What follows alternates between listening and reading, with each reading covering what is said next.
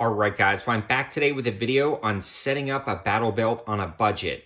If you follow the channel, you'll know I've done this video in the past, but since then a lot of things have been updated. New products have launched on the market that really have blown me away, especially for the price versus quality. And then I always kind of am updating and changing as I shoot more and more. So I'm consolidating all of this information in one particular video, how to set up a battle belt on a budget. Now, for me, a battle belt may have different connotations than for you. If you're a police officer or you're going to be using this on a daily basis, you'll probably be setting up yours a little bit differently than me. Mine is primarily for range use, personal defense, and checking on the land. And when I do that, I generally grab a battle belt. So this is going to be set up for my particular needs, which I think will hit about 80 to 90% of you guys. And then that 10% may want to add a little bit more depending on what you're using yours for, especially if it's duty related or related to your job. The first thing I want to discuss is the belt itself, because without a good quality belt, this whole thing is pointless and the whole idea kind of falls apart. Up until now, I was using a Condor belt pad through a belt, and that whole setup was running about $40 to $50 after you got both things, and that was about the cheapest I would go for a reliable belt setup. Since then, I found the Tacticon battle belt, and I've done a couple of videos on it, including deal alerts. This is one of the absolute best battle belts I've found for under $50, but it comes in at $25. This thing is insanely affordable at $25. I'm going to show you a little bit more about it. It's got metal clips on the end. Then it also has an inner pad right here, but the belt is incorporated into the inner pad. So you don't have to buy a belt and pad separately. It's all one design, which makes it incredibly nice that you can spend $25 and get this belt. So you can see, even though it's one piece, it comes as kind of two separate ideas. The pad itself and then the outer belt, which Velcros to it with the MOLLE attachments on the side. These are laser cut. They're done incredibly well, and I've been using both of these belts for a while now since that initial video, and they've been holding up great, and that's why I think it's time to do this entire setup. I've been using these belts for pretty much every pistol review that I've been doing. Every time I go to the range, I've been wearing one of these belts. I've been trying out different things. So I've come up with some new ideas, but that's the first thing I would grab is the Tacticon battle belt. If you want more information about the belt itself, you can check out the full reviews, but they come in tan, green, black, and a wide variety of sizes. Everything's back in stock. The link will be in the description below. It's $25 and you can't beat it. And the next thing I want to discuss is the holster, because right after the belt, the first thing I would recommend is you get a good quality holster and set up to attach to the belt. And what I want to feature today are the Werkz holsters. Now, they are not the cheapest holsters in the world, but the cool thing about Werkz holsters is they design for a wide variety of handguns and light setups, and the particular ones that I use are set up for O-lights. These are some of my go-to weapons lights on every platform, and this is one of the companies that makes some of the nicest holsters specifically set up for O-lights. They have a very easy drop-down menu that I'll link in the description below that you can go, select your handgun, your light, outside the waistband, and boom, boom, boom, it populates the holster list of what you can get. And then if there's any codes and information like that, I'll leave those in the description below to save you some money. But this is going to be an amazing holster option. It offsets a little bit from the belt. It's got this very nice clip, which is adjustable. You can remove these. I remove one or two of those, and it clips perfectly onto the belt. In fact, all of my belts have Werkz holsters on them, and they've come out with some new tan options, so definitely check out their website because they are one of the best holster companies I've found in recent years, especially with the compatibility of O-Light. That's one thing that allows these guys to really stand out. They are definitely making holsters for all of the O-Light options. That's going to really get you set up nice on this budget battle belt. So the next most important thing, at least for me anyways, after the holster is going to be a couple of spare magazines. And you guys can see I've got a few different ways that I've been trying out. I like a lot of these different ways, but I'm going to start with the most affordable ways to do this, up to a little bit more expensive, but maybe beneficial for other people. The first thing I want to discuss is the Condor double Kangaroo magazine pouch. So what this is going to be is about a $20 option that's going to allow you to store 2 AR-15 magazines and then 2 handgun magazines all in a small and compact package. The cool thing about this is even though this is a really small belt, the MOLLE attachment actually weaves into the back of this, so it locks up solid and you can rip these out without this shifting. This design is elegant, it's affordable, and for $20, you cannot go wrong with this.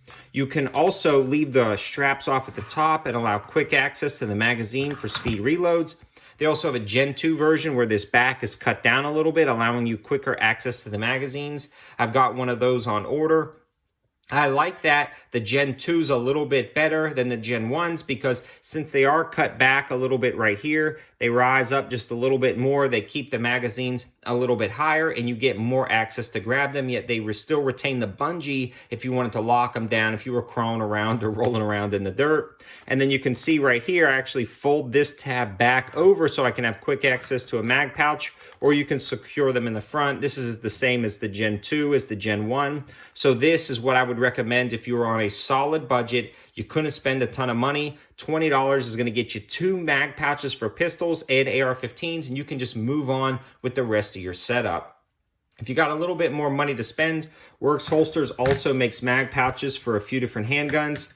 These offset a little bit from the belt. They clip on rock solid. They're small, they're elegant, but again, they take up a little bit more room. They only hold one, but this would be more for competitions or if you only wanted to attach pistol mags to your belt and you didn't need to worry about AR-15 mags. Something like this is going to be great. They're a little more pricey. You can find them on their website, but again, this is more for competition, like pistol use only. The other one I want to talk about is Wilder Tactical. I've been using these guys for a while. Same concept as the Werkz, except for a slightly different execution. I've had these for a lot longer than I've had these, and these are rock solid. They're a plastic Kydex mold. So what they do is have these bungees right here, so they clip on really solid. Your mags aren't going to come out, but they're really easy access. They've got different clips available on their website, and I have a coupon code 704TACTICAL that you can enter and check out to save you 10% off. When you're adding these to your cart, the cool thing about Wilder Tactical is you can go through, you buy the individual piece itself. They're a little bit more money, about $22 per setup, either the pistol or the rifle, but then you have to pay to add the clip in the back. That starts around $3 or $4 and it goes up to about $10 depending on what clip you want. But these are some amazingly solid options that you can see stack up really flush together and save you a little bit more room than the other ones. They're really good quality. They lock up solid. I'm a huge fan of these. And again, they have a wide variety of clip options. And I've got that code, again, 704TACTICAL to save you 10% off of Wilder Tactical products. So in a nutshell, if you're looking for something cheap, affordable, reliable, durable, Condor, this is it. This is the way to go for me, in my opinion anyways. I always like grabbing these. If you have a little bit more money and you don't mind taking up some more room on your battle belt, and you don't feel like you need the double stack, take a look at something like the Wilder Tactical or the Werkz. They're going to work out really well, just a little bit more pricey, but they do a good job. And then the last thing I want to discuss for the bare essentials on my particular belt anyway, is we already have our belt, our holster for our weapon, then we have our mag holders for whatever kind of mags we want to set up, whether it be AR or handgun mags. The next thing I like to put on there is a good solid light.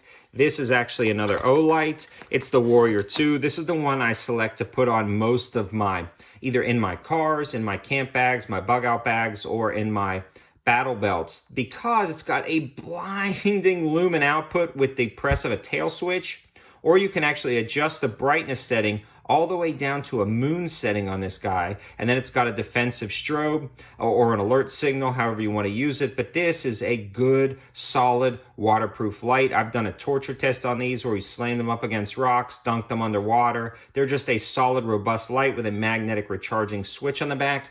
I also have a coupon code for Olight, 704TACTICAL for 10% off your order. I definitely take a look at that, and it comes with this nice sheath, but whatever you light you pick, I always like to have an independent sheath specifically set up for a light where I know where it is. And when this is on your belt, these actually separate enough to where you have good access to your gun, but then you also have good access to your flashlight. And then you can either put it on the other side so you can do your opposite shooting hand. A lot of times I'll set it up like that, but definitely get a good light to put on your belt, especially if you're just a civilian like me checking on land. More often than not, really the tool you grab the most is a flashlight, so it's good to have one dedicated to your belt. and I recommend the Olight Warrior 2. Those are good, solid lights. Again, all the information will be in the description below. Now, here's where a lot of the extras or bells and whistles come in. And when we're looking at these belts, there's going to be two noticeable differences. This one is going to have this budget rip-away EMT kit. I've done a full review on this kit. It's nice, but hindsight, I like having it there for range day. But this is my go-to belt, and you notice it doesn't have one. So I'm going to try to get a very slim, very sleek med kit that I can squeeze in and maybe slide some of these over a little bit and squeeze it in and leave this back open. I find when I go check on the land or go check on something, I'm driving a vehicle and I like to have the back clear on my battle belt.